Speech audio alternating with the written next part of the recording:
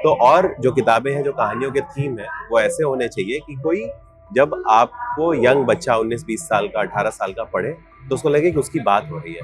तो नई वाली हिंदी असल में नया वाला अप्रोच है कि आप पाठक तक ज्यादा पहुंचे, वो एक दिन में ऑर्डर करे, उसको एक दिन में किताब मिल जाए। वो भाषा सिखाने के काम में नहीं, लेखक का काम भाषा सिखाना नहीं होता है, उसका काम पहला कहानी बताने का है, पूरी ईमानदारी के साथ बताने का। नमस्कार, स्वागत है आपका प्रभात खबर के डिजिटल प्लेटफॉर्म पर। मैं हूं आपके साथ रिया। आज हम मौजूद हैं पटना के पुस्तक मेला में और यहाँ पर हमारे साथ एक लेखक है दिव्य प्रकाश दुबे जी। इनकी काफ़ी मशहूर बुक्स जो है वो हमारे बीच आ चुकी है, हम लोगों ने पढ़ी है, सारे लोगों ने पढ़ी है, जिसमें से 2-3 बुक्स का अगर नाम मैं बताऊँ तो अक्टूबर जंक्शन है, यार पापा है, मसाला चाय है।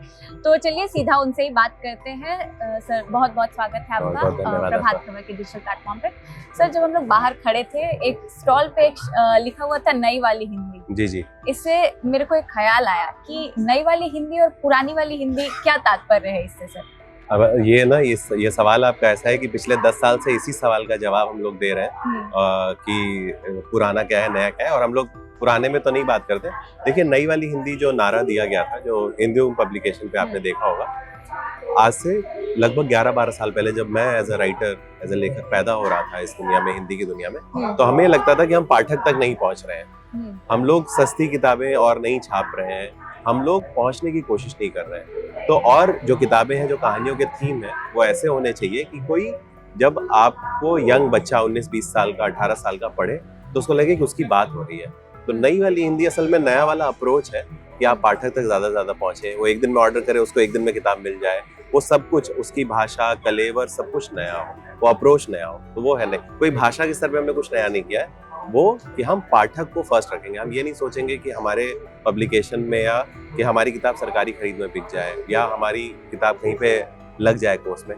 हम एक पाठक तक पहुंचेंगे। ये अप्रोच जो है पाठक तक पहुंचने का, यही नई वाली है। सर, जैसे अभी के जमाने में क्या हो रहा है कि बहुत सरल लैंग्वेज में जो है लोग, मतलब बहुत मुश्किल शब्द का यूज नहीं कर रहे हैं, लेखक हो या कवि हो, बहुत सिंपल लैंग्वेज यूज कर रहे हैं। मैंने आपकी भी पुस्तक पढ़ी, उसमें भी बहुत सिंपल लैंग्वेज में ही आपने हर चीज एक्सप्लेन किया। इसके पीछे का कारण क्या है? क्या आजकल के यूथ उतनी सरलता से जाना चाहते हैं, डिफिकल्टी नहीं अचीव करना चाहते या क्या? नहीं, देखिए क्या है ना कि जैसे अगर प्रेमचंद 2025 में होते तो उनकी भी कहानियों में मोबाइल आता, SMS आता, व्हाट्सएप आता। हम लोग 2025 में लिख रहे हैं ना, तो आज की जो भाषा है, जैसे आज हम कनेक्ट होना चाहते हैं, वो हम आज के ही दुनिया को रिफ्लेक्शन लिख रहे हैं, तो वो वैसा ही आएगा जैसा है। हम भाषा सिखाने के काम में नहीं, लेखक का काम भाषा सिखाना नहीं होता है, उसका काम पहला कहानी बताने का है, पूरी ईमानदारी के साथ बताने का है। तो हम लोग वही काम कर रहे हैं। इसलिए ऐसा कोई नहीं है कि हम सरल भाषा में लिख रहे हैं, लोग पढ़ लेंगे।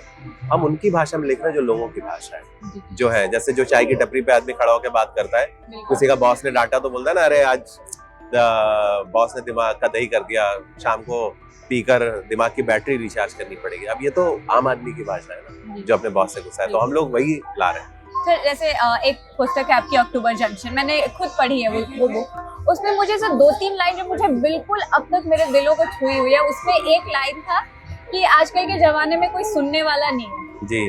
दूसरी बुक थी कि जिस दिन आपका मन ना हो दरवाजा खोलने का घंटी है, उस दिन ज्यादा ही बजती है। जी। तो ये बहुत सिंपल लैंग्वेज में सर आपने ना बहुत बड़ी बातें कह दी है। आपको क्या लगता है ये हम लोगों को समझ आएगा, being a youth of this country? मैं ये सवाल करना चाहती हूँ बहुत निजी तौर पे कि क्या ये हम लोगों को समझ आ सकती है इतनी गहरी बातें? नहीं, मैं तो ये सोच के नहीं लिखता हूँ कि समझ में आएगा नहीं। देखिए, मैं क्या लिखता हूँ, हर किताब जो मैं लिखता हूँ, ये वो किताब होती है जो मैं पढ़ना चाहता हूँ। ये किताब मैं ऐसी किताब पढ़ना चाहता हूँ। मैं चाहता हूँ एक ऐसे लड़के और लड़की की कहानी जो एक दूसरे के लिए इतने करीब है कि वो प्यार के भी आगे चली जाती है बात। मैं चाहता हूँ ऐसा पढ़ना, मैं चाहता था ऐसे लोगों से मिलना।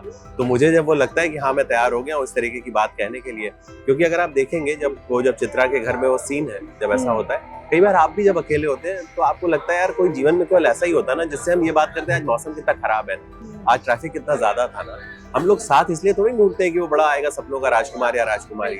हम लोग इसलिए ढूंढते हैं कि हम डेली जो सबसे बोरिंग चीजें हैं वो कोई हमारे साथ शेयर करता है। तो मैं तो अपने हिसाब से लिखता हूँ, बाकी चिपक जाता है क्योंकि उसमें ईमानदारी शायद है, इसलिए लोगों को भी ऐसा ही लगता है। बिल्कुल सर। मेरी अगली सवाल बहुत अभी के जमाने के लिए कि आप इतने सारे बुक्स आपने ऑलरेडी निकाल दिए, अब अगला किताब आपका क्या होगा? अगली किताब बस अब 1-1.5 महीने में आ जाएगी। इस बार जो किताब है उसका नाम है टेंशन मत ले यार। और मैंने अपने 17-18 साल के वर्जन के लिए वो किताब लिखी है। तो हो सकता है आप लोगों से कनेक्ट करे, हो सकता है कि ना करे, लेकिन मुझे लगा कि मैं अगर 17 साल का, 18 साल का, 20 साल, 25 साल का होता दोबारा, तो मैं उससे क्या बोलता, तो इसलिए मैंने वो किताब लिखी। एक लास्ट सवाल मेरी ये होगी कि आजकल के ज़माने में लोग डिजिटली हर चीज़ जानना चाहते हैं, पढ़ना चाहते हैं, हर चीज़ हर छोटे समय में एकदम कंप्लीट कवर कर लेना चाहते हैं। इतने फास्ट पेस्ड वर्ल्ड में सर, आप जो बुक्स निकालते हैं, बीइंग अ यूथ, तो आप कैसे, क्या मैसेज देना चाहेंगे हमारे जेनजीज को? देखिए, जेनजी या कोई भी जनरेशन जब भी चेंज होती है ना, किताबें अभी भी इस दुनिया में इकलौता ऐसा मीडियम है कि जब आदमी किताब पढ़ता है ना, तो जब किताब ऐसे पलटता है ना, तो वो अपने मन के अंदर झांकता है। जब आप OTT देखते हैं या फिल्म देखते हैं, तो आप पॉज करके अपने मन में नहीं झांकते, आप उस कैरेक्टर के थ्रू अपनी लाइफ के अंदर जाते हैं, तो वो हमेशा रहने वाला है।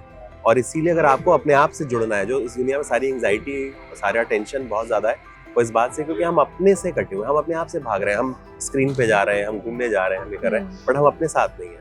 तो किताबें कभी भी आउट ऑफ फैशन नहीं होंगी। लिखे हुए जो शब्द हैं वो अभी तक जिंदा रह गए ना, इतना कुछ झेल गए, तो जिंदा ऐसा कभी नहीं होने वाला मेरे जीते जी, मुझे मालूम है, या कभी भी कि शब्द मिट जाए।